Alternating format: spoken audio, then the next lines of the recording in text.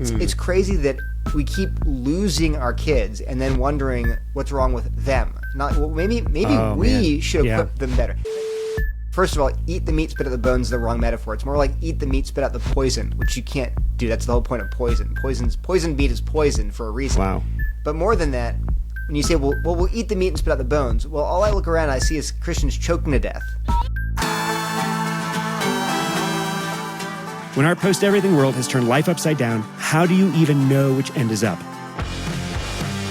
If you're committed to a community or a cause greater than yourself, you don't have the luxury of checking out or the freedom to burn out. It's not enough to just keep surviving. We need to thrive again. This is Post Everything, a podcast about remapping culture and rethinking leadership in a liminal age. Welcome to Post Everything. My name is John Houmes, and I'm here with my co-host Brad Edwards. And today we're interviewing Dr. Neil Shenvi, co-author of Post Woke, Asserting a Biblical Vision of Race, Gender, and Sexuality. First, a little bit about Neil. He has his PhD in theoretical chemistry from UC Berkeley. He's also spent some time at Yale and Duke. And we thought it would be interesting to talk to him because over the last few episodes of Post Everything, we've been discussing identity politics and the Christian duty to love our enemies in society based on some of the fractures that identity politics creates. And we've also talked about the position of Christianity in society. And we thought it would be interesting to talk with Neil because we think that conversation is adjacent to this ideology of wokeism as he addresses in the book. Now, Dr. Neil Shenvi and Pat Sawyer wrote a much longer book called Critical Dilemma, The Rise of Critical Theories in Social Justice Ideology. And that is much more of an academic book. It's much longer. It deals with the primary sources when it comes to critical theories. But Post Woke is a much more accessible version of that same work that is both intellectually rigorous but also pastoral in tone. So we were excited to talk to him today. Let's jump into the interview now. Brad and I are here with Neil Shenvi, author of Post Woke. Neil, welcome. Thank you so much, John. Good to be here. Glad you're here. I want to get your take on Christianity's cultural position as of now, March 2026. And there are a lot of different takes on how culture is interacting and responding to the Christian faith. You mentioned in the book Aaron Renn's use of the term a negative world, the idea that Christianity isn't just one idea in the marketplace, but rather it's viewed by culture as a dangerous idea that should be pushed to the margins. Others are talking about apatheism, where it's not that people are angry at Christianity, God just feels irrelevant to them. Then we've seen the terminology metamodernism and vibe shift, where people are actually looking for a story to inhabit. We're past postmodernity, and so Christianity all of a sudden seems like a viable option of a way to understand reality. But then you have contemporary critical theory, which you write about in Post Woke, which itself provides a moral framework for our moment. And wokeness and Christianity have been having a dialogue, and in some ways Christianity has reacted to it, in some ways wokeness has reacted to Christianity. But I'm just curious, in light of that, how would you describe Christianity's actual cultural position right now, and how much of that is due to the rise of wokeism or related to wokeism? That's a good question. So I think Aaron Renn's three worlds framework, positive, neutral, and the negative, is a reasonable one. If you look at broad cultural trends over the last, say, 2 centuries, there's no question that we are in a post-Christian era as opposed to, 1900, say, or 1800, where even those who were not professing Christians and knew they weren't, they were deists, they were Unitarians, they would still have a respect for the Christian narrative. They would assume things like Tom Holland talks about, like individual rights, the idea of an objective moral reality. All those things were taken for granted. And that's changed quite a bit. On the other hand, we have to add some nuance. As I point out in the book Post Woke with my co-author, Dr. Pat Sawyer, all these ideas of singular narratives are simplified because everything's contextual. So and people have pointed this out about Rend's framework, that if you lived in Manhattan in 1990, you were already living in negative world. People already thought you were crazy and dangerous. And whereas if in certain places in the U.S. today, we're more in the cultural Christian era still. There are places like small towns where there are 30 churches in a town of 3,000 people, and a lot of is the gospel being preached? Not necessarily. It's more this: be a good person, don't be like those awful, evil Marxist progressives, and you'll be fine. You'll go to heaven. You try hard enough. So it really depends on where you are, and I think that's the danger, is that both tribes can look at the other tribe and say, you have control, you have all the power based on where you live, and they can both be right. So I tend to stay away from these broad sweeping generalizations like, oh, we're all in negative world. We're all in Trump's fascist America. It's like, it really depends. And so, as someone who was in academia, I went to Princeton and then got my PhD at UC Berkeley, and then I was at Yale and then at Duke. I've always been in very progressive areas and spaces, and so it's not, I feel like, not much has changed. My Christian convictions have always been wildly conservative and fundamentalist, and I've never felt like, everyone around me is a Christian, or culturally at least. That's not true at all. And so anyway, that's just a snapshot of how I view the cultural landscape, and the answer is always it's complicated. Yeah, I would agree with that. I think Brad and I were just talking about how easy it is to label something as a monolith, or it's one-dimensional. It really is not. It's so much more complicated based on whether it's your digital algorithm or your real-world context. So I appreciate the nuance. Yeah, in fact, before we even jump into some of the content and the principles that you just, I think, really helpfully explain in the book, I really appreciated the way that you started in the book. You argue that it's not enough for Christians to just kind of pejoratively label something that seems woke and this is neo-Marxism and we just need to dismiss it. And I appreciate that, because I think that and you say this in the book too, that it's been, in a lot of ways, the label has been weaponized in ways that actually inhibit constructive conversation and gracious discernment. So you kind of cast a vision, I think, for a different posture, which you call compassionate clarity. So can you kind of explain, what do you mean by compassionate clarity, and why is that so important for this conversation, besides the fact that nobody seems to be offering much of it? There's so many reasons why. Let me speak to my conservative people first. Is that the temptation for conservatives like me? Is just to dismiss wokeness as crazy leftist stuff, and why even give it the time of day? And it's just Marxism. And as we share in the book, that's dangerous. One big reason it's dangerous is because you have to teach your kids how to recognize and avoid these ideas. And if your only response to wokeness is it's Marxism, Marxism is bad, that might work for boomers. Right? It doesn't work for the younger generation who is swimming in these ideas, whose friends all are completely woke and think it's taken for granted. And what's more is, maybe it'll be enough for them when they're 17 under your roof. If they go off to college, whether they go to a secular school or, unfortunately, to a Christian school, they will be awash in these ideas. And not just ground-level pop wokeism. They will be reading primary sources. They'll be dealing with reading critical race theory, Kimberly Crenshaw, Judith Butler, gender theory, queer theory. And there'll be tremendous pressure to cave culturally, but there's also going to be intellectual pressure, because they're going to say, hey, I never actually thought these ideas made some sense. They're getting some things right that I never learned as a kid. A great example of this, and we actually tell some stories in our book, both personal experiences that we have with people that have quote-unquote gone woke and either become incredibly progressive in their faith or even apostatized. But one common pattern is we see college kids who are raised in a very conservative Christian environment who are never taught, say, the historical realities of race in our country. Never. It's all whitewashed, brushed aside. It's all ancient history. Rosa Parks sat in a bus, everything got fixed. And they go to college, and they're told not even indoctrinated into sort of Marxist revisionist history. They're just told the actual facts, and they're flabbergasted. Like, how did I never hear about this ever? How did I not know that the SBC was created because there's a split over whether slave owners could become missionaries? How did I not know that the splits in the Presbyterian Church or the Methodist Church? All of this was a result of the lead up to the Civil War and slavery. So things like that will come to light. They were never taught, and then they'll immediately say, "What else was hidden from me? What else were my parents lying to me about?"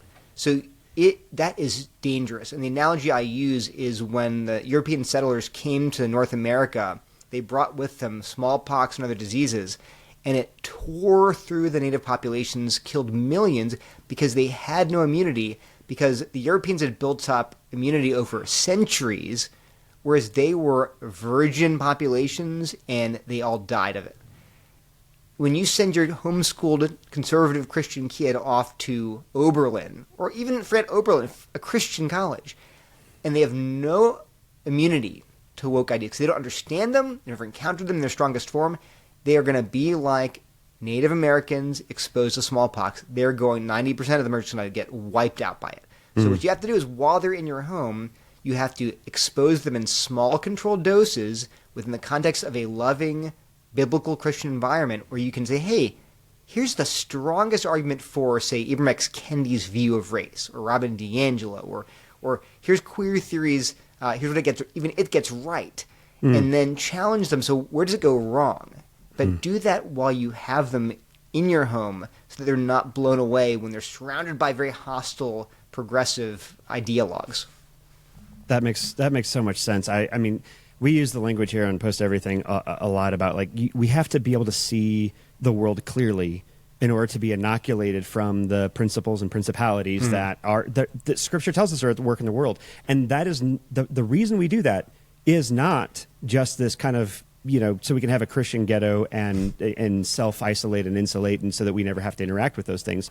It's actually so that we can have an immunity and be in the world without being of the world. Right. So I love that. And I think one of the things, John and I are both pastors, and leading a community and an institution is often really difficult, and that is especially difficult, it feels like, in this cultural moment where a whole lot of people largely are just trying to stay silent, keep their head down, and don't want to talk about any of these dynamics at all, because if you critique one side, then that signals that you belong to the other side. Even if you say, like, hey, I am not saying I agree with the alternative, right?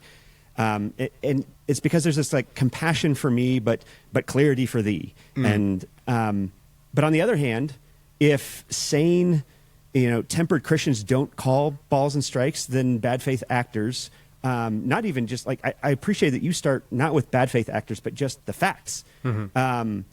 Then you have that other layer of bad faith actors filling the vacuum and promising simple solutions, and, like, all of your anxiety and all of this can go away if you just direct your hate in a just or righteous direction. Yeah. So how do Christians, and not only but especially pastors, offer compassionate clarity when everyone is just at each other's throat? Like, how do we even navigate this in a way that kind of, like, offers a different posture, but how do we sustain that posture in the midst of that too? One way to do it is through dialogue. So I'm huge on dialogue. The book is filled with advice for dialogue. How do you reach people, not just to talk at them, but to talk to them? How do you begin conversations? And none of that requires you to give up your convictions at all. I mean, the book is explicitly clear on things like a quote-unquote gay Christianity, or pronoun hospitality, or things like that. Say, we're very clear on the biblical sexual ethic with regard to not just to LGBTQ stuff, but with regard to, let's say, pornography, extramarital sex. It's a holistic sexual ethic. We present it very clearly. We talk very clearly about critical race theory and why it's bad and dangerous and incompatible with Christianity. So we're very clear, but we have whole sections also where we say, well, let's talk also about why people are drawn into this worldview. Why, if it's so bad and so toxic and so anti-Christian, why are so many young evangelical kids, getting captured by it? We got to understand that. And it's crazy that we keep losing our kids and then wondering what's wrong with them. Maybe we should equip them better. And again, whenever someone walks away from Jesus, that's on them. It is. But what's on you is lack of preparing them or equipping them? Did you do your job? And we don't always do that well. And if nothing else, I mean, some curiosity. Aren't you curious? I mean, you look at this stuff, people say it's common sense. Well, it is to you, right? But if it's not common sense to them, then how do you bridge that gap? It's obvious there are two genders, yes, but apparently there are many people to whom it's not obvious. So how can we make that case? So one thing is dialogue. We just recommend talking to people, asking good questions. And another thing that we emphasize in both of our books, Pat and I emphasize the importance of reading primary sources. Now, I get that not everyone has the time to read 200 to 300 primary sources like we have. I mean, my shuffle. So, but the next best thing is that you can read secondary sources that really steel a man the arguments and present block quotes. So, our book has thousands of words of direct quotes from critical theorists. And it gives, so it's not even interpreting them. It's like, here's what they say, quote, 3 paragraphs. And we do that because we want you to hear them in their own words, to understand them sort of in an unmediated way. And of course, we didn't go on to explain it. But so dialogue is one, but 2 primary sources, you can really understand what they're saying, not through an interpreter, not through a guide, but just here's what they say. And then the final thing, which does, I think, get anyone who tries it in trouble, is to affirm where you can. Like, so a good example of this is with critical race theory. It's just saying there are some things CRT gets right is enough to get you labeled woke and Marxist. But it's true. It boggles my mind that people think, no, everything it says is wrong. Well, why is it popular then? You can't get a platform by just yelling complete insanity like the moon's purple and I'm made of cheese. Like, no one, it was, okay, you're a lunatic. It's because critical race theory presents truths that are partial truths or selective truths that it gains a hearing. And so one example of this sort of trivial is that critical race theory is emphatic that race is a social construct. It is. And we explain why. I mean, it's a really simple argument. There are many simple arguments to see that race is a social construct, but one is that you can be 5/8 Asian or 1/4 black or 9/16 white. Right, it's an actual spectrum, and where we draw the line, well, you're black, you're white. It's like, well, that's all kind of like, it's a big hodgepodge.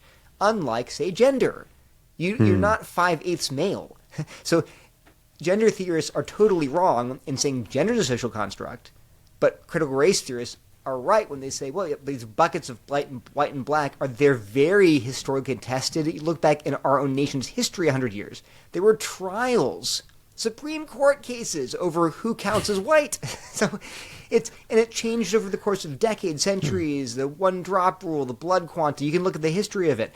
So this is something that, and of course, biblically, similarly, we can say there's one race, the human race. From one man, God created all men, Acts 17, right? So that's an example of acknowledging that these theories, although they're foundationally corrupted and wrong, they still hit through common grace on certain truths, and that we can grant that, and in a sense disarm the pull they have towards kids, because kids are like, wow, I never knew that before. There's one race. Yes, of course there is. Like, this is nothing you have to go to Ibram X. Kendi to learn. You can get it from Paul in Acts 17.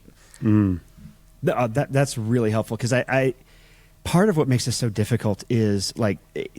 It seems like there's like a battle of epistemology here, right? Because we're talking about a social science, which is way more social than science, and when you can conflate these claims in ways that start to become ultimate or metaphysical, you're functionally starting to describe this as a religion, right? I mean, you even argue. I think this stood out to me on page 108. You say contemporary critical theory makes claims about identity, morality, justice, and day-to-day experience. And those claims, those are not scientific claims. Yeah. Those are religious and metaphysical claims, right? By its very nature, it seeks to colonize more and more of our mental landscape. Like Christianity, it doesn't want to be compartmentalized and confined to one narrow jurisdiction. It is not content to be applied only to race or only to gender or only to class or only to sexuality or only to education or only to mental health or only to the humanities. I mean, you even quote Abraham Kuyper that there's not a square inch of the whole domain of our human existence over which critical theory does not cry mine. And by that, by quote Abraham Kuyper, I mean you tweaked it. Yeah. Yes, you repurposed his quote because that's the sovereignty of God that he's describing there, right? How does understanding and realizing that critical theory is functioning as a secular religion with its own kind of internally coherent beliefs and a system of beliefs, how does that change the way that we offer compassionate clarity for that versus something that's like a political position or a policy or a political conviction around that? Like, how does that change the way that we interact with this? Well, we should just back up and emphasize that claim is controversial. Sorry, it shouldn't be controversial, but it is, because there are Christians who say it's just a tool, it's an analytic tool. And I'm saying, no, you have to read the theorists themselves. They're very, for example, this claim that you can't cordon off race and use only critical race or to treat race, but we're going to leave aside gender and sexuality. We have quote after quote from critical race theorists saying absolutely not. One of their core tenets has always been, from the inception of the discipline, that you must treat race, gender, sexuality, physical ability, and all these other identity markers on equal footing.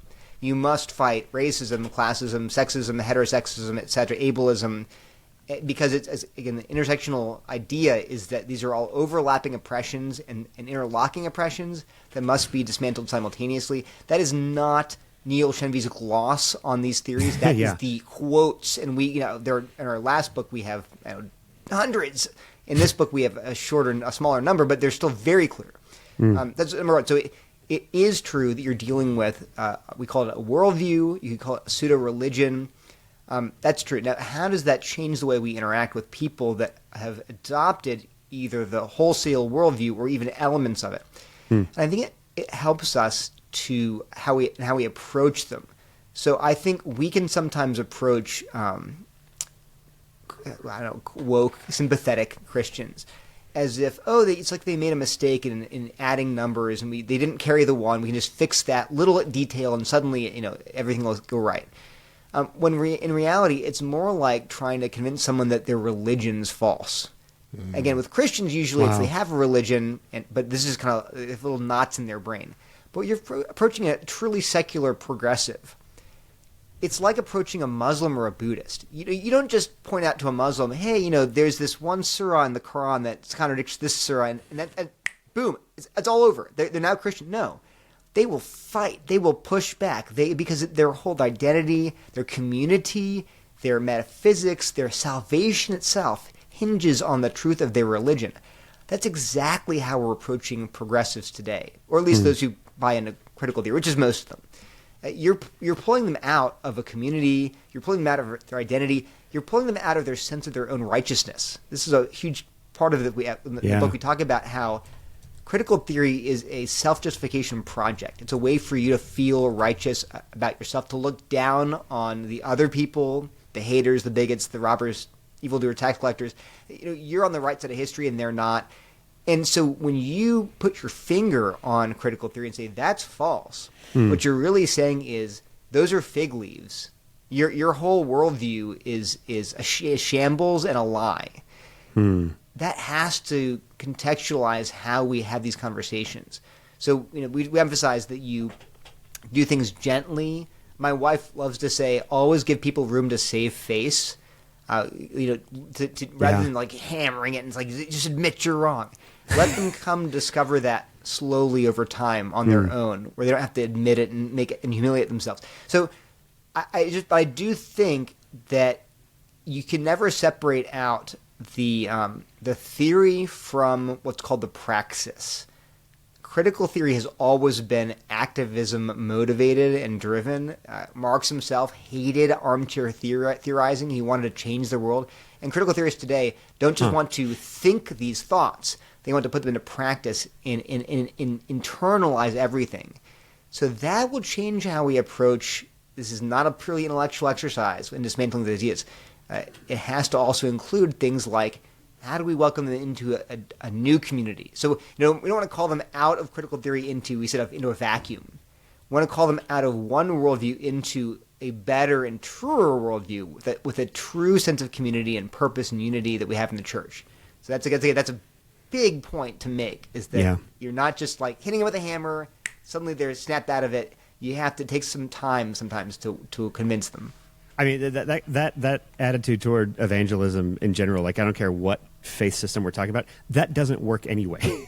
And it's also not offering good news if that's your posture. It's actually becoming self-righteous, even if that's not a conscious decision. So that's consistent outside of critical theory too. So that makes complete sense.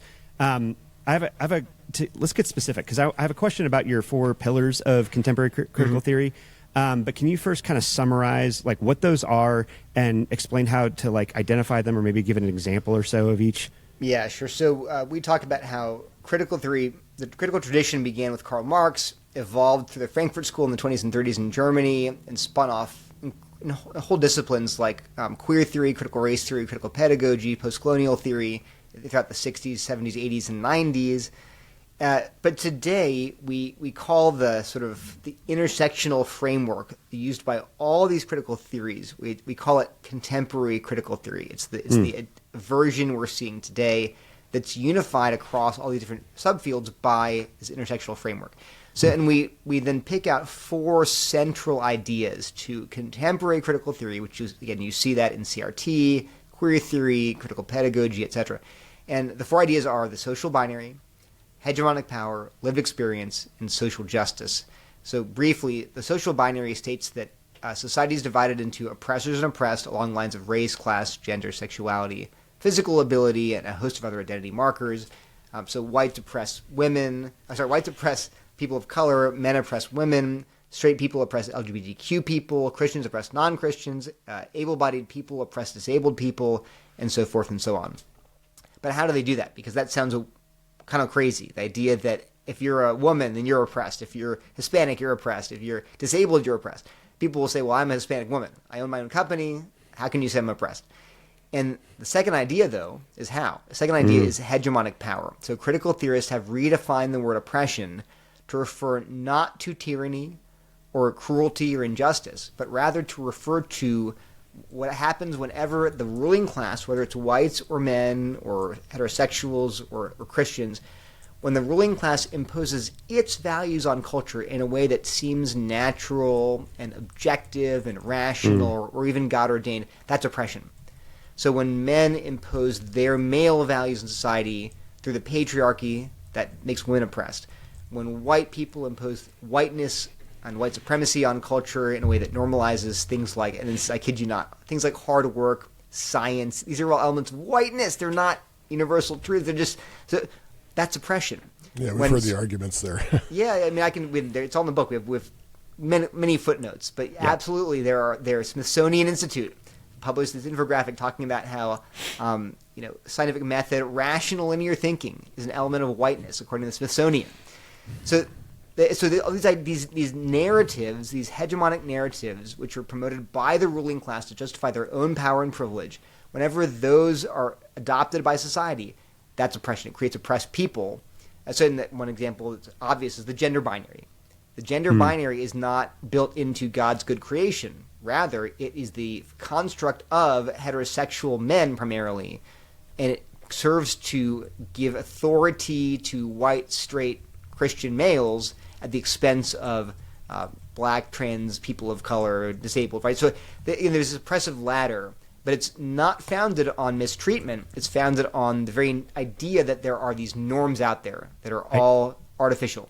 Identity, it's identity, but also it's identity. It's not just about your skin color. It's about what's called social location vis-a-vis power. Okay. Who has, and not just power like being president or being rich, because they would say that Oprah Winfrey is oppressed, who's $5 billion. She can buy everything I own 18 million times, and yet she's oppressed not because she lacks hegemonic power. She's not part of the ruling class because she's a black female, and the ideas.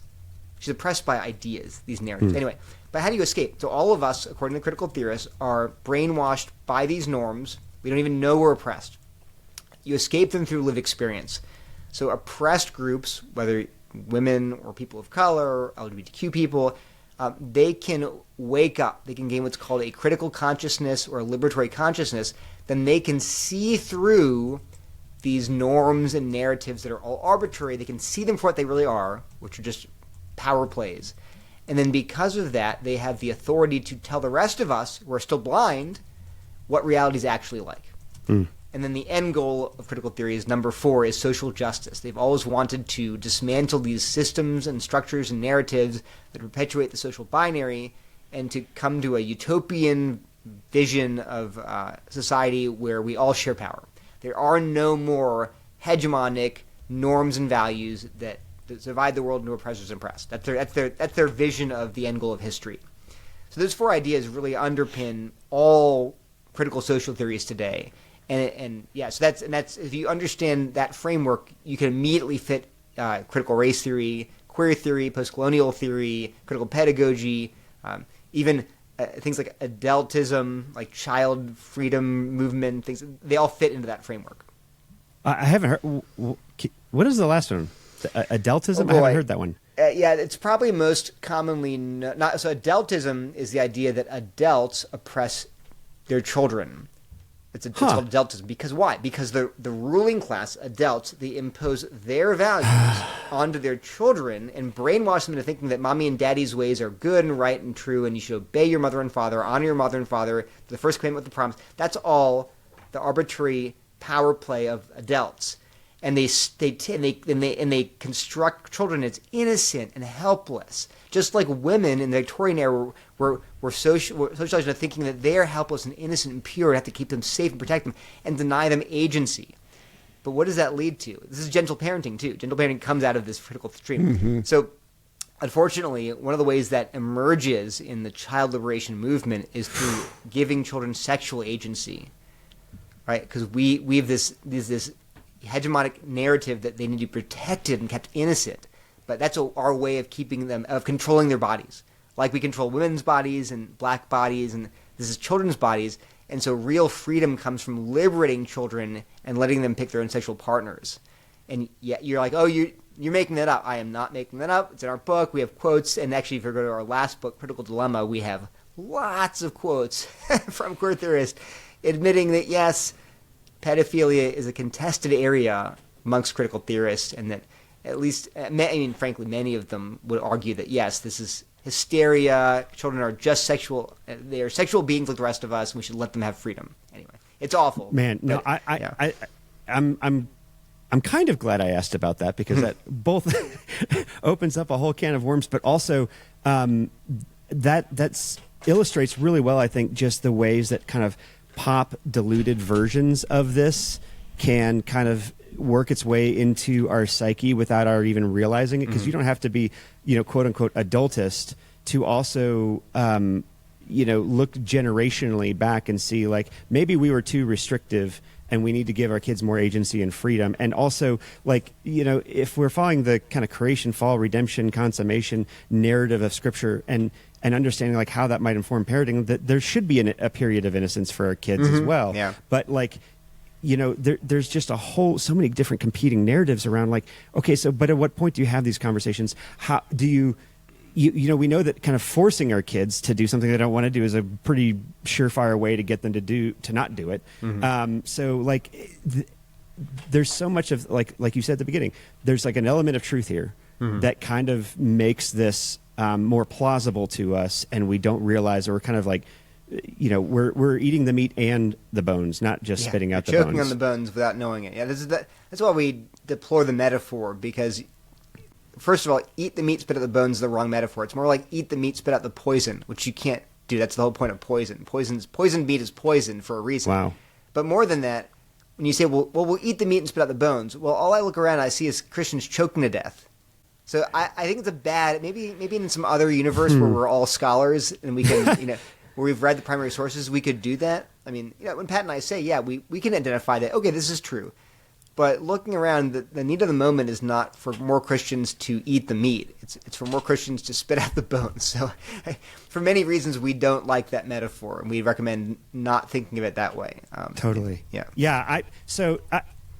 One of the questions I wanted to ask you about those 4 pillars is, in the same way that we can kind of imperceptibly fall into this trap in a positive sense. Like we're attracted to some of these diluted versions of these ideas, and it turns out it's poisonous. We can also fall into the opposite like an anti-vision reaction to it, right? I've seen a whole lot of Christians embrace the anti-woke movement, which I would argue is a right-wing version of woke, because it's operating not off of a oppressor-oppressed distinction, but an enemy-friend distinction.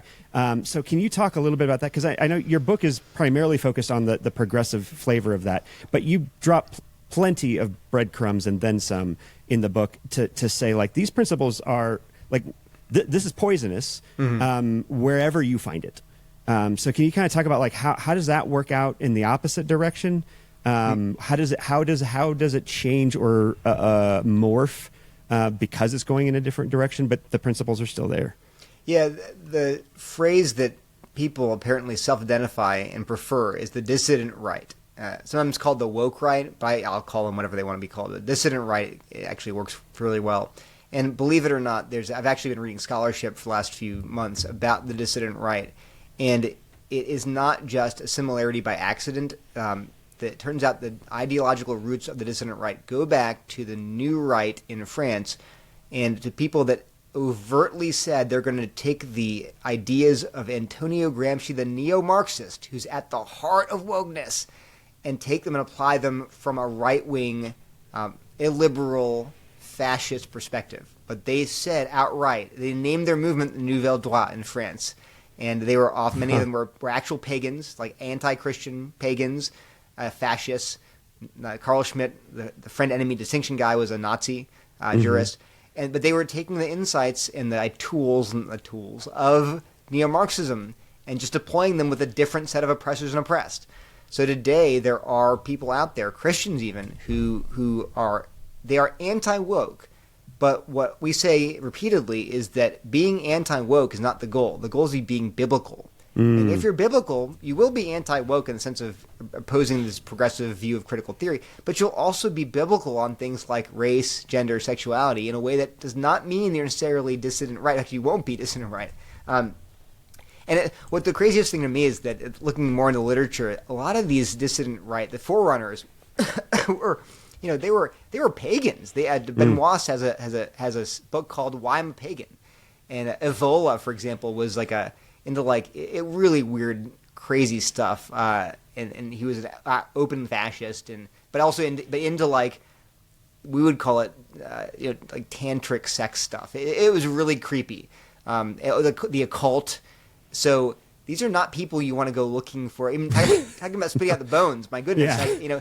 Like we hate Marx, but we love Marx when he's being promoted by pagan, New Age occult people. No. So anyway, the bottom line is our book. One of the things we do in Post Woke is we devote a lot of space to a positive biblical vision of race, gender, sexuality. It's not enough to say I reject queer theory. Great. Do you have a biblical vision of what sex is? And the answer can't be no. We said before. Nature abhors a vacuum. If you simply dismantle wokeness, but never give people something to scratch the itch, they want to understand what is sexuality, what is gender actually in God's eyes. Yeah. Well, they're going to run right back to wokeness, or they're going to go too far the other way and embrace these equally unbiblical ideas of hierarchy and fascism and things like that. So, we make a few allusions to dissident right in the book, but we are primarily concerned with the ideas. Let's get the ideas straight, and then we can worry about how we are applying them in the left-right framework. That's good. Yeah. In the book, you use the term woke natives, which really has me thinking. It reminds me when I was first pastoring up in St. Louis, I was at an urban church, and we were a church that was really pursuing gospel reconciliation across racial lines. We were seeking justice for the poor and oppressed. And then at the Taco Bell next to our church, there was a robbery and a shooting. And, it kind of shook us up because it was right next door to our church. But then someone younger in the congregation said, we have to not just be concerned about the person who got shot that worked at Taco Bell, but the oppressive layers of systems that forced this person to think it was their only option to walk into a Taco Bell and hold it up. And I was like, wait, what's going on? Right. And that was really my first exposure to the outworkings of contemporary critical theory in the real world. And it was interesting, the generational divides on these things. So Jean Twenge, in her work Generations, she says that Gen Z is right now basically age 14 to 31. Mm-hmm. And when we think about how these ideas are infiltrating or accepted by various generations, we're looking at a generation of humans who have entered into the workforce amidst corporate DEI frameworks, mandatory categories about how to think about race and gender, which can function like secular liturgies where things are quote unquote holy or defiled and certain people are saved or safe. Mm-hmm. And it's interesting because those categories are shifting even now. People are going back on DEI based on how incentives shift. But those categories can give a human being a powerful moral identity. I am on the right side of history. I'm on the right side of justice. I'm on the right side of compassion. So, okay, on one sense, we have a generation who you call woke natives. Then there's also something very strange that's happening in our culture at the same time, which is there does seem to be a genuine openness to Christian spirituality that seems different than it was even 10 years ago when the deconstruction movement was really taking off. So I want to connect some dots, and you can tell me if I'm connecting them wrong or you can reframe it. But what if the next decade isn't just apathy or hostility towards the Christian faith, but what if we get a strange mix of people who are both spiritually curious, they're open to the faith, and yet they're more morally polarized towards wokeness? Like, is that a thing? Could that happen? And then how does the church respond to that? So that could happen. I do think like the number one stumbling block for them will be biblical sexual ethics. They might be open to hearing about Jesus, the gentle teacher, even Jesus the Savior, right, the forgiver of sinners and friend of sinners. But as soon as you say, but homosexuality is wrong, they're like, well, I'll find a different church then because I don't want that teaching. That's oppressive. So we have to kind of back a step up in our apologetics, and especially we got to be really careful not to give them what they want, not to pander to them and say, hey, well, if Christians disagree on sexual ethics stuff, well, you can just have your Jesus, because we want to, again, make sure that they hear the real gospel about the real Jesus. And whenever I take Jesus' teaching on any issue, whether it's left or right coded, and say, well, I like the gospel, but I don't like this part of Christianity. Well, we're not in a cafeteria. It's not a buffet line. You can't just pick the things you like about Jesus. And the way Tim Keller talked about this a lot, and the way he framed it was, it's like a marriage. You can't go to your wife and say, I love you, I want to spend the rest of my life with you, will you marry me? But these are the things that I non-negotiably hate about you, and I can't stand, and you can't talk about this ever again. She'd be like, do you love me or not? Because if you really think I'm so wonderful and you want to spend the rest of your life with me, you can't just tell me what parts of me you hate. You got to take me for me. And God, and that's a spouse, let alone a God, your creator, right? And so we have to reaffirm, and we can be sensitive about it. And Keller was really good at doing this and saying, look, I hear how it sounds to you if I were a secular person and never, ever heard about Christian sexuality ever. I could see how it would sound crazy to you, like it's regressive, it's turning the clock back. But think for a second about who you're coming to. You're coming to the creator of the universe, who at infinite cost to himself offers you forgiveness for all the evil that you've done. He designed the universe in a certain way that works best for that brings him glory and that's best for our flourishing. And you're going to tell him, here's where you can stop giving me your list of rules. No, you can't do that. You take him as he actually is, and he takes you as you actually are. I think, but you can be sensitive to that dynamic, but also, again, compassionate clarity. This is who Jesus actually is. And to love a Jesus who's not teaching these things is not to love the real Jesus. It's to love a figment of your imagination. So I think we have to identify those areas and just be open about those things. And Jesus, I sometimes hear this thing like, let's make that a secondary concern. I kind of understand that. You're like, well, Jesus is the main concern, but the real Jesus is the main concern. And you're not allowed to like sort of cordon off some areas of his teaching or your life that he's off limits for him. I mean, he was very clear about that. He's like, Yeah. you take me and all of me in every area, or you don't take me at all. And obviously, there's room to like, well, Lord, I believe, help my unbelief. But there's not really room for saying no. Yeah. So I think that's an area where I think, and the temptation, ironically, is on both sides. Because in a polarized culture, everybody has their issues. They're like, well, I don't like that. That's left coded. That's right coded. It's like, did Jesus say it or not? If he did, doesn't matter how it's coded in our culture. You have to not just accept it, but you really embrace it. This is your Lord's word to you. Because if you accept the premise that okay, maybe they are my enemy, I'm still called to love them. Yeah, right. Yeah, like not loving them isn't an option for the Christian.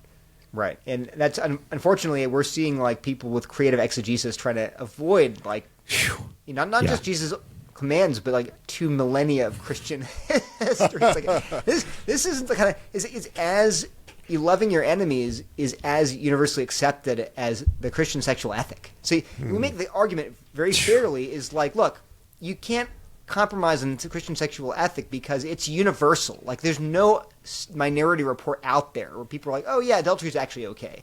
Homosexuality is actually okay. No, uniformly the church is with one voice said this is the standard. Well, that's also true of loving your enemies, caring for the poor, right? Being merciful, forgiving. So I find it ironic that both sides, if you will, are trying to have their own Jesus. And of course, we all are. We're sinners. I am too. But we have to resist that. Yeah. I want to go back to your first category in contemporary critical theory, which is the social binary. So part of that is seeing the world in, through one lens. It's not just a political lens. It is a worldview that you wear these glasses where you see either oppressed or oppressor, which functionally leads anyone who has those lenses on to pre-interpret any cultural flashpoint. Right. We don't need the facts. We already know what happened because we know how the world works. And so we already know the nature of wrongdoing. When we look at Minnesota, we can pre-interpret all the events based on this lens of the social binary. So when woke natives, I hesitate to even use that at times because some of our listeners are younger and I don't want to seem patronizing to them, but I also think it's helpful for them to recognize that they grew up in a time when certain things are normal. But let's just say when woke natives are discipled primarily into naming injustice, but not equally discipled into repentance, patience, enemy love, what's the risk for the church 20 years from now? When it comes to particularly like the woke, progressive leading young kids, I think the flashpoint right now is sexuality. That they will slowly loosen their grip on teachings about sex and gender too, because that's where the culture is pushing hardest. And this is so explicit. Like Ian Brogan Kendi in his book How to Be an Anti-Racist, says outright, you cannot be anti-racist and homophobic or transphobic. If you are anti-racist, you will be feminist. If you are anti-racist, you will be anti-capitalist. It's like direct quotes from his book. So I think that the church, I think Christians often get sucked into wokeness because of race, because we actually are rightly opposed to racism. Yeah. But then when people like Kendi redefine the term anti-racism and then force you to say you have to walk in lockstep on these issues too, that has purchased precisely because we're rightly opposed to racism. And I think that what will happen is as you have all of these package deal issues then it's not even tribalism per se. It's a coherent picture of reality. It makes, from Kendi's perspective, it makes total sense to say racism, sexism, cisgenderism, transphobia, all of these are equally the same. They're the same qualitatively. You must be anti-oppressive, which means being all of these having these progressive attitudes on all these issues. So I think that the danger that I see with sort of woke natives is that they unquestioningly see all of these issues in terms of oppressor oppressed. I had a good. This is a side note. I have a good friend who went to a great church, and we were talking. It was probably 10 years ago, and it was during the time of the very early days of Black Lives Matter. And this is a solid Christian, a deacon at a solid conservative evangelical church. And we're talking, and he said, well, sin is oppression. And I said, no, wait a minute. Actual oppression is sin. But not all sin's oppression. Like, if I worship a golden calf, like, who am I oppressing? Who am I even hurting? If, you know. And he said, this is like a 28-year-old, 30-year-old solid believer for his entire life. But these ideas, these little brainworms, just get in there. Like, oh, sin's oppression. And like, no, it's not. Oh, or how about this? Power is oppressive, or power is abusive. Christians should not want to ever use power. That's insane. Well, think about what that does to power is oppressive, and Christians should be out service, not power. Okay, how are you going to parent your kids?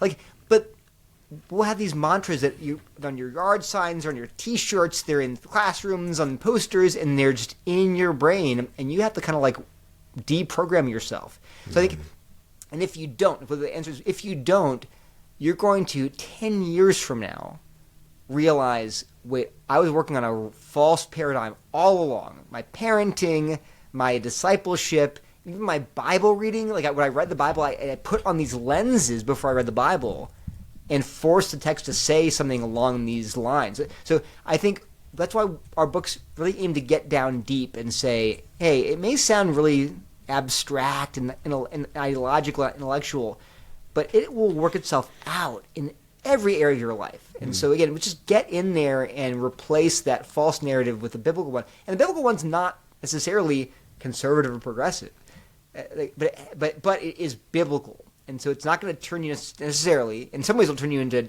certainly conservative. There's no question about that. Sexuality, you're going to line abortion, you're going to fall on the clearly conservative end of the spectrum. But in other areas, like, say, race, you're going to be hard to characterize, I think. You're going to reject critical race theory, but you're not going to turn into, like, a white ethno-nationalist because the kingdom is all nations, tribes, and tongues. So things like that. I just think building a positive view of these issues is just non-negotiable because it'll help you years from now in untangling these knots.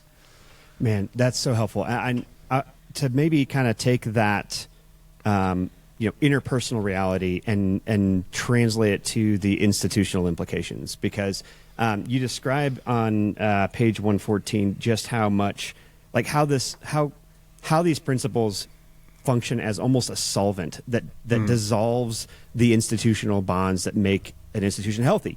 You talk about local churches, and you say accepting critical theory's view of identity would be devastating to the church because it would divide the body of Christ into oppressor Christians and oppressed Christians. Women or people of color or disabled people or the poor would be encouraged to constantly be on the lookout for slights, microaggressions, or subtle power differentials.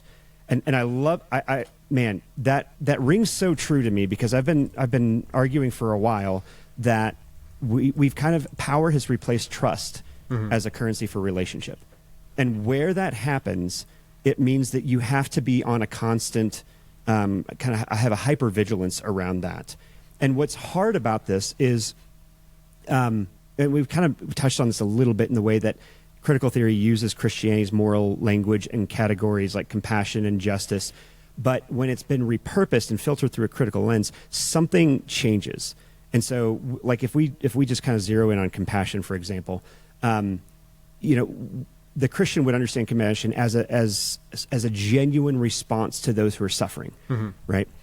But then what critical theory seems to do is it grants that experience of suffering, that lived experience like you're talking about, an ultimate moral authority. And yeah, right.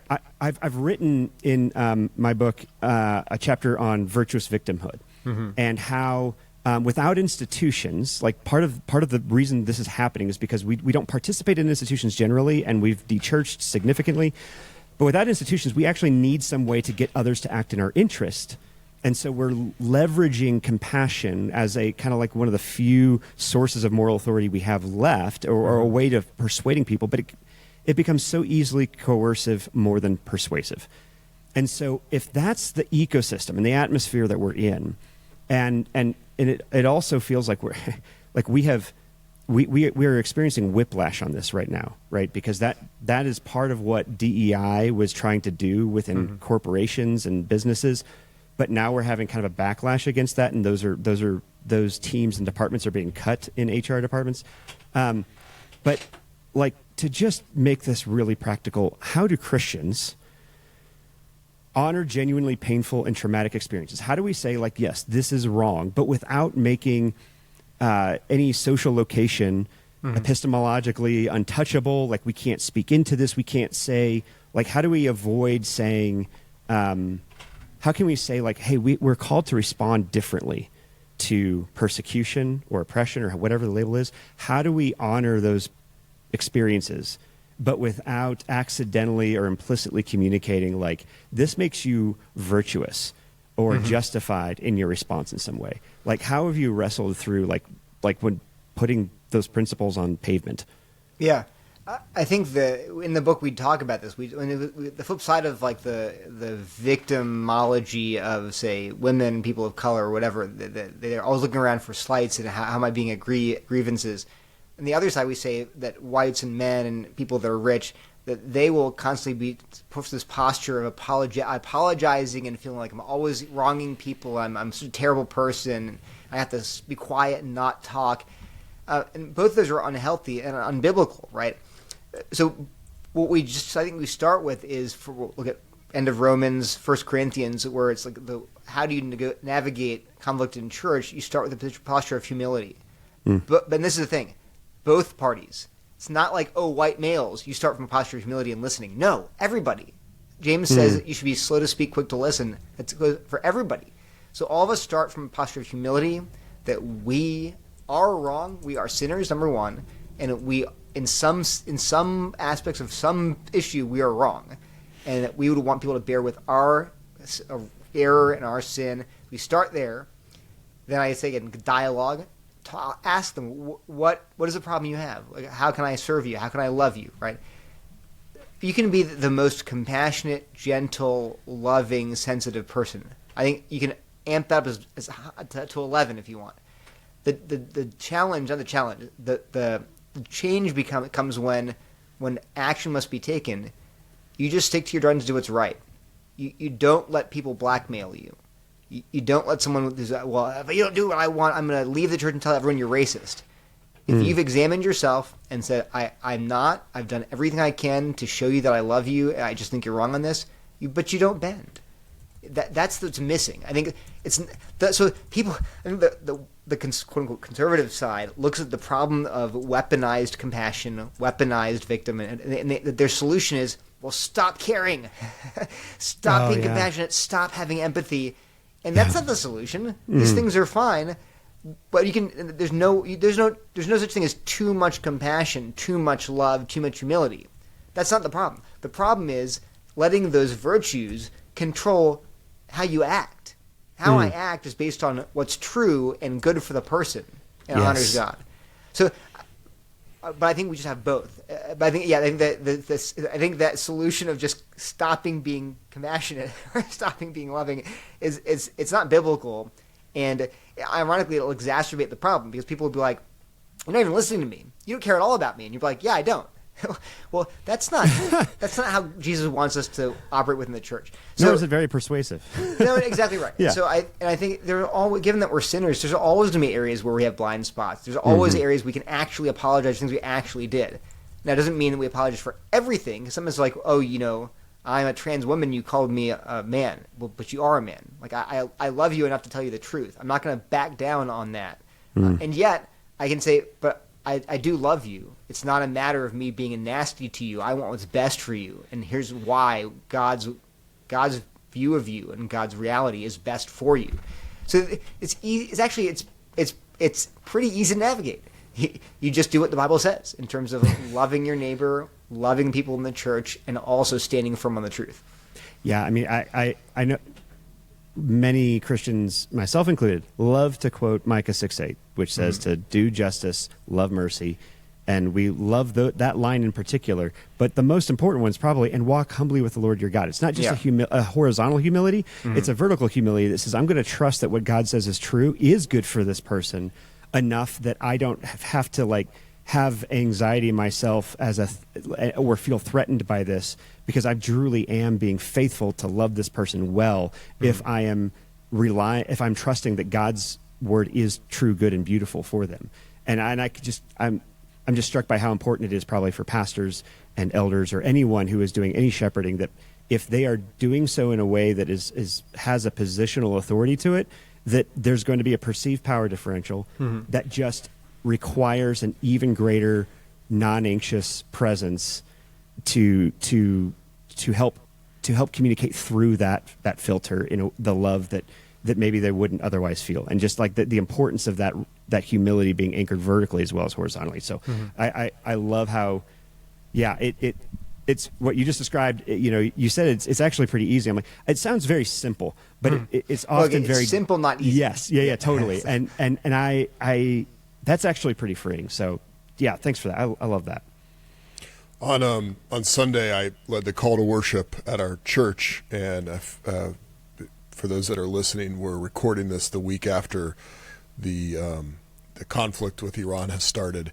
And so I found myself saying to the church, we're coming into a strange week here, and it feels like there's so many stories out there that are popping up. But when we come to worship, we're actually reminding ourselves of what is really true and real. We're reminding ourselves of the truest story and what it means to be a human before God. And at its core, CCT offers a story. It offers an account of what it means to be human, how we know truth, and what it means to live righteously.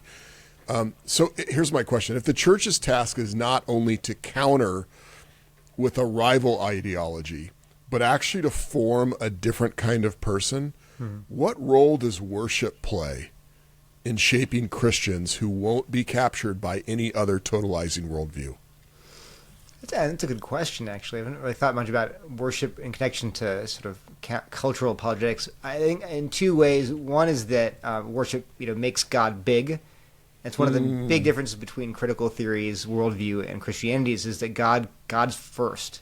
Our identities are vertical. How we know truth is vertical. Wow. Our duties are vertical. Everything is vertically oriented first.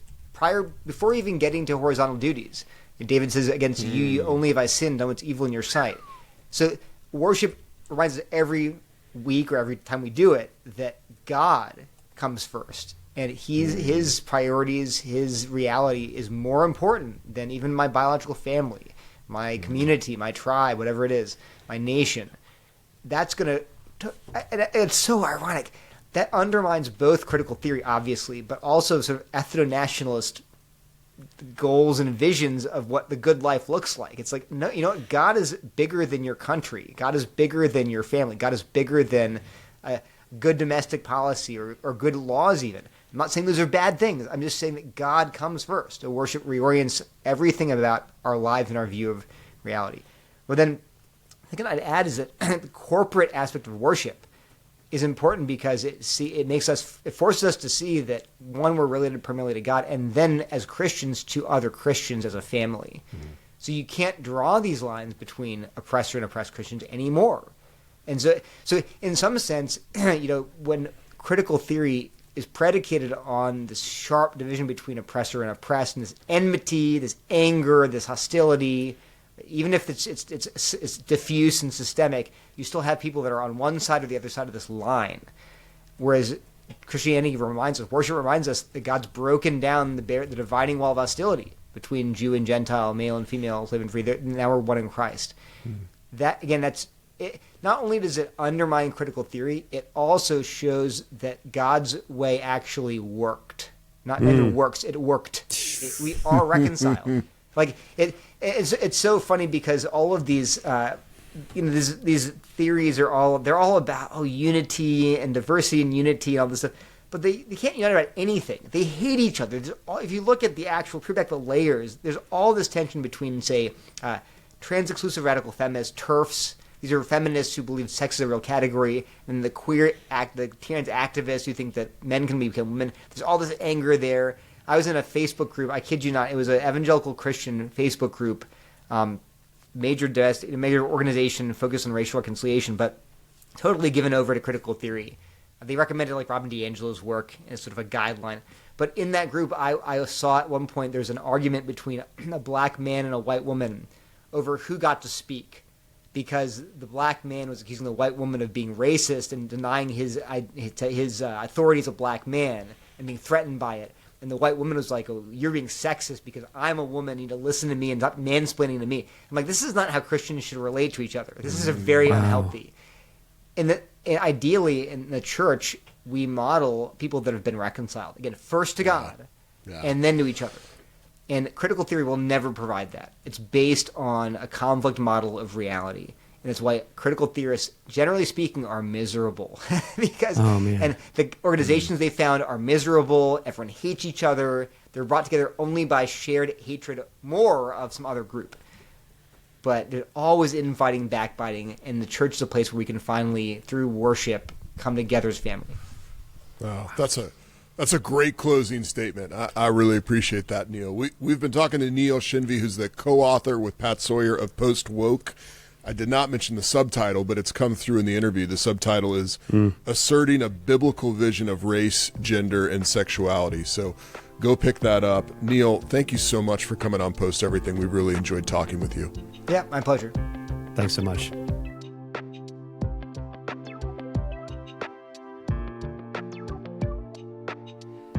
All right, man, that was nothing if not comprehensive. We covered a lot of ground, John. So where is your head at? Like, what's your so what? Well, I was thinking a little bit about our episode with George Yancey, Dr. George Yancey, sociologist out of Baylor University from a couple weeks ago, actually maybe a couple months ago, actually. But I asked him the question, like, what is identity politics? And I asked him, does identity politics function as a substitute religion? And he gave me a very pure definition that he said identity politics is politics where the efforts are centered on people with a certain identity, particularly those who are marginalized. How do you address the concerns of people who are marginalized? And I appreciated that he gave, it wasn't a loaded definition, it was an academic pure definition. Mm-hmm. But I also feel like there's a way that contemporary critical theory, which is sort of adjacent in some ways to identity politics, even if there's a pure academic definition, there is a way that it functions in society. And I was thinking about the four categories that Dr. Shenvi laid out for us, the four categories, the four pillars of contemporary critical theory. And I was thinking, well, okay, don't in some ways each of these categories focus as like a substitute religion? And here's what I mean. So number one, he said social binary. You're either oppressed or oppressor. That's really a question of anthropology. That's an answer to who are we as humans, which is a very different definition than God gives us and the Bible gives us. From the scripture's perspective, all have sinned and fallen short of the glory of God. Yeah, in a sense, it's actually backfilling like the fallen reality of humanity into its like originally created nature. And I think he even says that in the book where he says like contemporary critical theory lacks a creation account, like an original good. And so it defines you by your social position because there isn't anything that transcends your social position. So it becomes the entirety of your nature. Yeah. Yeah. Which again goes to what he said at the end, like God is first, God, our identity is vertical. Yeah. Secondly, the second pillar is hegemonic power. So ideological control of society. It's not, racism isn't like saying something bad about someone else, saying something racist, or even treating someone different because they're racism. Under contemporary critical theory, it's the imposing of an ideology on a subjugated class.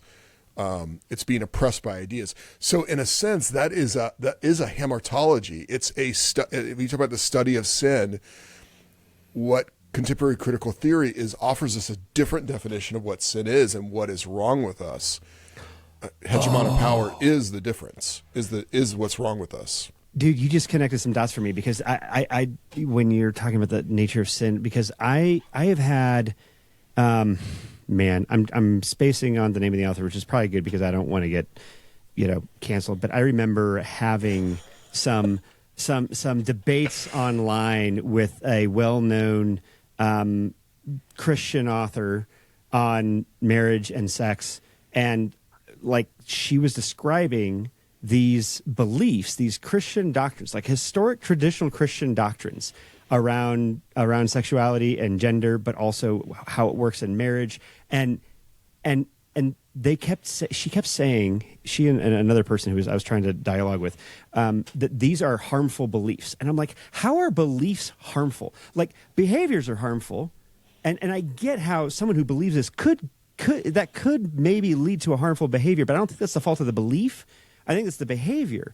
And I'm like, so why is this? And it was like we were speaking two different languages, and you just connected the dots on why because that is the presupposition that I didn't know was operating there. That's so helpful, man. Yeah. So third pillar is lived experience. Someone's social position gives them deeper knowledge of society and what is real. People can wake up and see through the norms and narratives of the power plays. And those who have the lived experience have the authority to tell others who don't have it what reality is actually like. This is an epistemological category, but it's broader than just like knowing. It is answering the question, like, how do we know? But it's almost more than that. It's like, how do we become enlightened? And with enlightenment, the path for salvation becomes clear.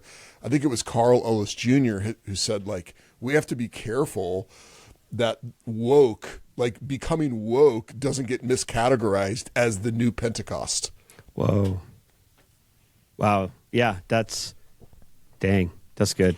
So then 4, social justice, fourth pillar, which is from page 72 and 73, dismantling the systems and structures that perpetuate the social binary, deconstructing the taken for granted norms, values, symbols, and narratives from which the ruling class derives its power.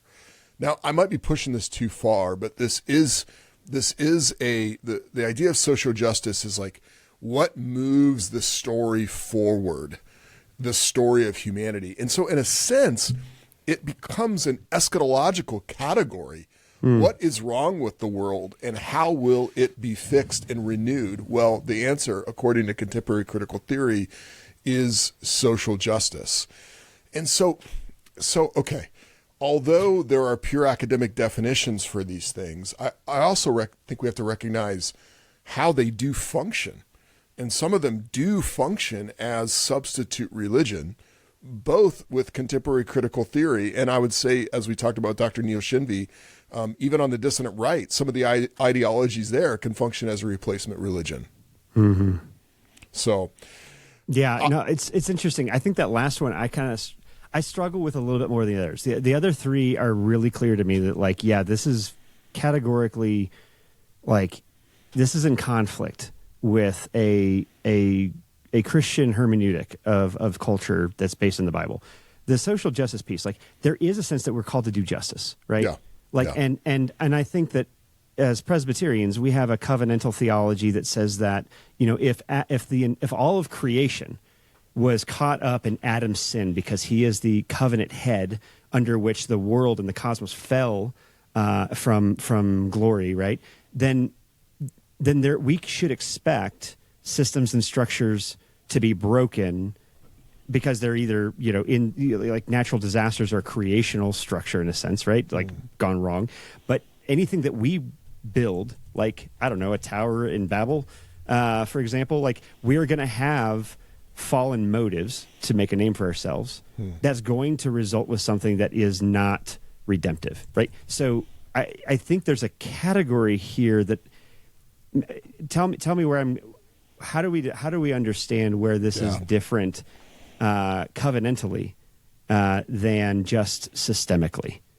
Yeah. So part of the constitution of the people of Israel in covenant with God is that he is a God of justice. And as they were slaves in Egypt, he expects them to be a people who do justice and compassion. 100%. When Jesus is prophesied about in Isaiah 42, here is my servant who I am uphold, my chosen one in whom I delight. I will put my spirit on him, and he will bring justice to the nations. He will not shout or cry out or raise his voice in the streets. A bruised reed he will not break, and a smoldering wick he will not snuff out. Just in case we weren't sure, he says it again. In faithfulness he will bring forth justice. He will not falter or be discouraged till he establishes justice on the earth. So to say, you're so right that we actually have to parse out what the difference is here. I think the difference is eschatologically, we believe that the story is moving forward under the reign of King Jesus, and his agenda is the kingdom of God. And part of that kingdom of God is that Christ does bring justice.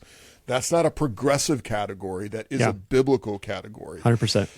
But contemporary critical theory says no Jesus, no kingdom of justice. The story is social justice. So I think it replaces, I think it was Mark Sayers who said this. It's in a sense the kingdom without the king. The eschatological story, we believe, is that Christ will return, and then everything else falls under that. I think where contemporary critical theory says is social justice will go forward. We need no king. Yeah, I think that's helpful, and because if they're part of the reason why we and by we I mean according to critical theory, why we don't want or need a king is because power differentials are inherently harmful. And so there's no way to have a God who is king. It rules and precludes that out. And so in a sense, it is anti-covenantal in that way. And so if your definition of justice is just this kind of mass leveling and eradication of any power differential, you actually lose the ability to do justice. Because power is a resource that is to be stewarded well, not something that is inherently harmful or toxic. And we have to do justice. Otherwise, we have no way to protect the vulnerable, right? So that's it. There's an inconsistency there that doesn't work, and it actually kind of falls apart on closer examination. But that's really helpful, because I think that is why there is a very big difference between a critical theory definition of a social justice and a covenantal motive and means of seeking the welfare of the city in which God has placed us. That's a big difference. And you absolutely have to exemplify that difference. You have to get to that difference, because what ends up happening is people respond to social justice and say, "Oh, that's not compatible with Christianity." And then guess what gets thrown out? The fact that part of the character of God is justice. He does want us to actually do justice. And that does, when he says in Isaiah 1, do justice to the widow and the orphan, he doesn't mean go around bringing punishment to them. He means the restorative sense of the word. We are to make things right for those who are vulnerable and oppressed. That is part of his character. Yeah. So we cannot throw that out just because the political pot has been stirred and we have critiques about contemporary critical theory. We have to hold on to the character of God. It's not about dismantling, it's not about punishing those who aren't orphans and widows as if that is going to help orphans and widows. It actually means that we act in the interests of orphans and widows, those of us especially who are not orphans and widows. It means actually being able to act in their interests and to steward the time, treasure, and talents that God's given to us for that good. And that's okay. Thank you for helping me. That was not a rhetorical question I was asking. I'm really wrestling with how do we help our people develop a lens for understanding what are the kinds of efforts toward justice that we should participate in versus not participate in. Yeah. Because I don't think they're not all created equal, right? They have very different purposes in mind and also means, not just ends, but also means. And I think that has to matter.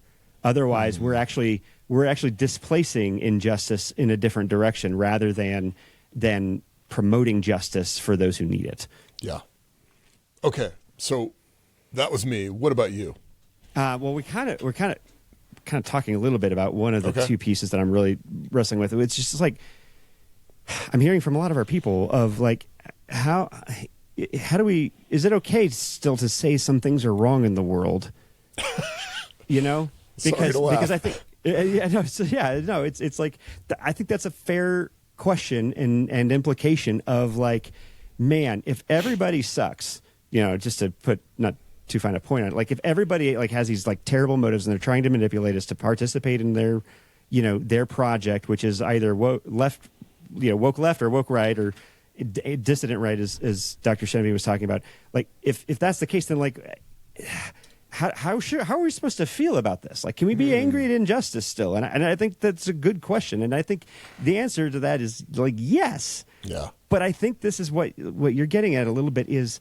And I so appreciated the way where we ended the conversation, which is God is first. He has to be first.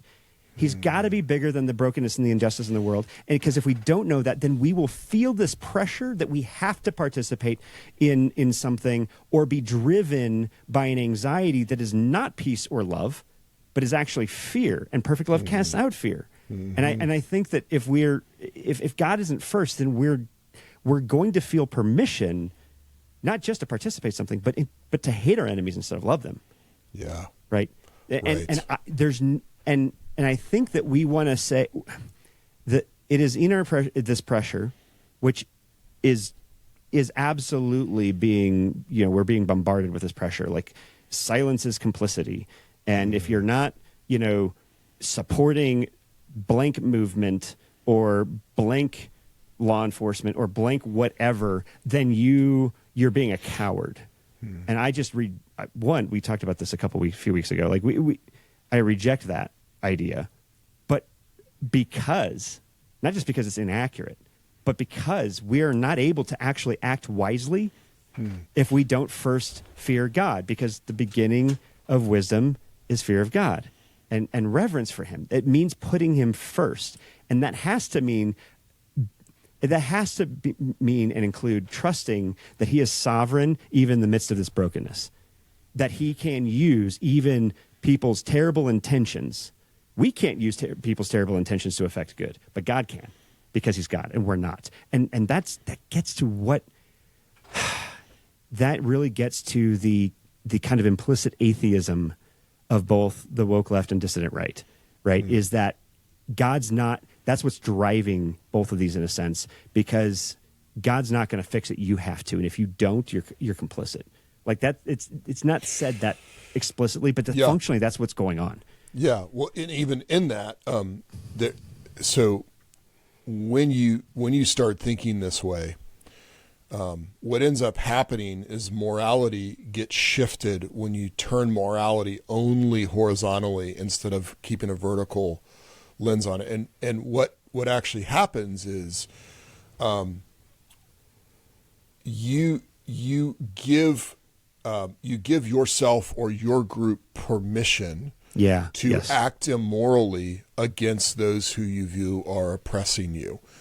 So what gets scrambled is, God might say, don't lie. And you're like, well, it's okay I lied because this group is hurting me and, I'm just kind of getting even in the lie.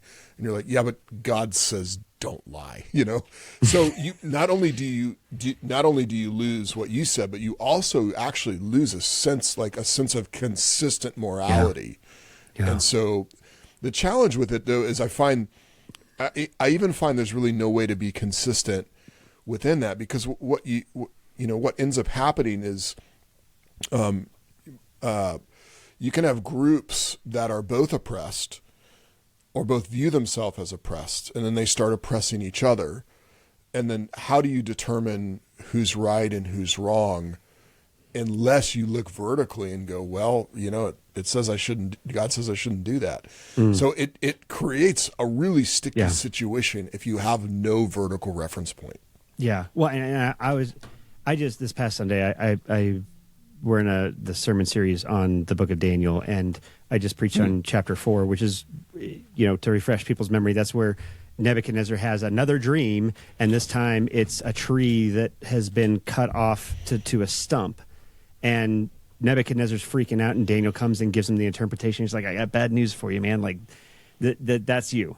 And if you don't humble yourself, and if you insist on going on in your pride, this is what's going to happen. And what struck me about it, and this was like almost a footnote in the sermon, it was like at the conclusion, but I was just like, at this point in the timeline here with Nebuchadnezzar, like we're only 4 chapters into Daniel, but like years have intervened in between. At this point, you can see in Daniel's posture toward Nebuchadnezzar, like he actually cares for him. Like it's his oppressor. It's Israel. It's the oppressor of God's people. And he's been carried into exile, and he has memory of that, of his home being sacked.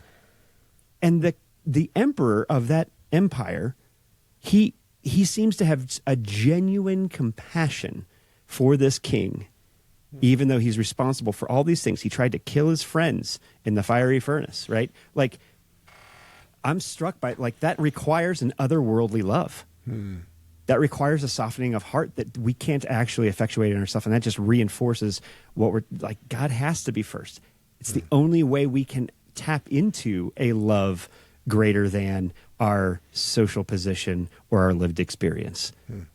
It has to be, right? That's good. So the other thing that I think I'm really wrestling with, and man, I think it's okay to share this, but like after we stop, we'll find out. We'll find out. Yeah. No, I think this is good. After we stopped, we got talking. I don't even remember how this came up, but Neil said something that just hit me between the eyes. He said, well, here, like one of the big difference between the woke left and the woke right is the woke left is genuinely driven by ideas. Like it's percolated through culture and especially higher education. Like that's where, and popular culture too is reinforced in narratives in movies. I'm adding all this. He didn't say those parts, but like he says, the woke left is driven by ideas. The woke right, the reason he said, he's like, I don't know that I'm going to write a book on the woke right. He says, because the woke right isn't driven by ideas. It's driven by anger. Wow. And he said that part of why the dissident right even exists and has cultural and political influence right now is because a lot of institutions failed to confront wokeness with compassionate clarity. And that empowered the dissident right and allows grievance to become a means by which they draw more people into that movement. And I think that's right. I mean, that is, like, as much as we talk about negative polarization, I think that's how it works out. I think that's right.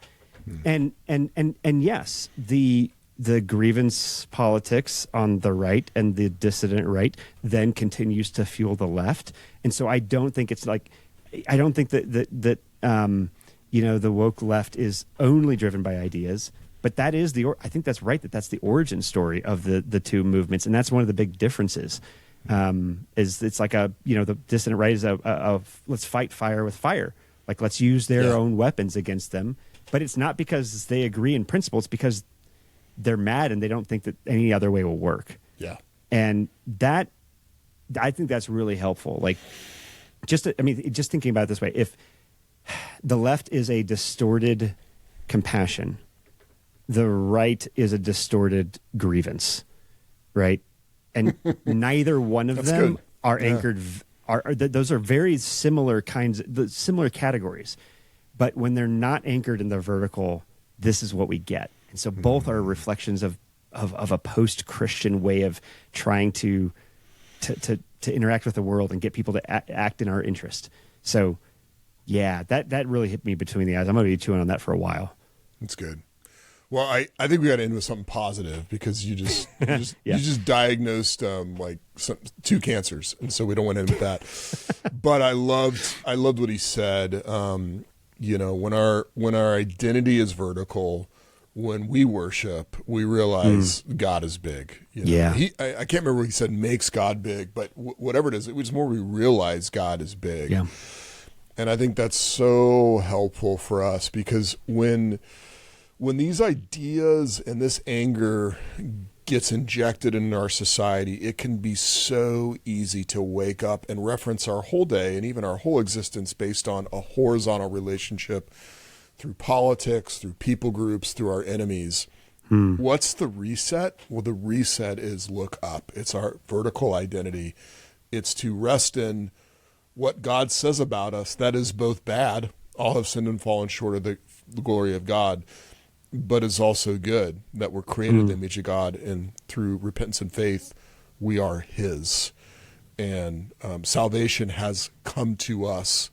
The story is going somewhere. One day the King will return and make all things new and set all things right. And so I would just encourage our listeners, our watchers, get to church and worship. You need it. You really do need it. And so, and one more plug, I said watchers, head on over to YouTube and subscribe to our YouTube channel. We'd love to have you on there, and that would be great. But until then, till next time, Brad, we've had a great talk, and I've really appreciated it. Sounds good. Talk to you later. Bye-bye. Thank you for listening. If you found this episode helpful, text it to a friend. Please take a minute and rate this podcast. Leaving a review helps other people find us and connect. You can send us questions or feedback by emailing us at posteverythingpod@gmail.com. Thank you.